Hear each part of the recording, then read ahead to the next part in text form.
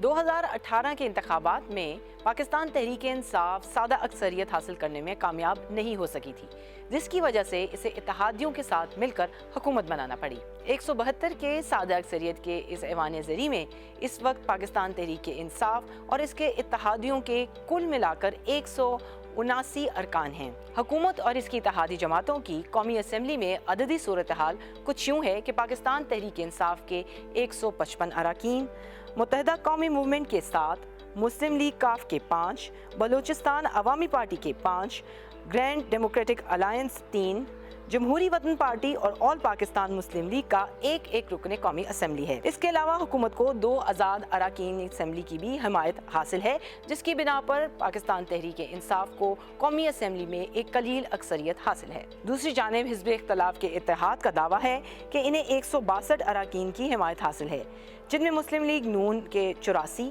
Peoples party کے 56، متحدہ مجلس عمل کے 15، BNP مینگل 4، عوامی نیشنل پارٹی کا 1 رکن شامل ہے۔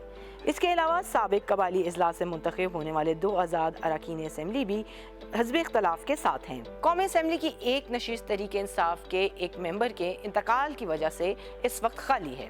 اس اعتبار سے اگر عددی صورتحال کا جائزہ لیا جائے تو پاکستان تحریک انصاف کو قومی اسمبلی میں 17 ووٹوں کی برتری حاصل ہے۔ اگر حزب اختلاف اس میں سے 10 ووٹ حاصل کرنے میں کامیاب ہو جاتی ہے تو وہ تحریک عدم اعتماد کو کامیاب بھی بنا سکتی ہے۔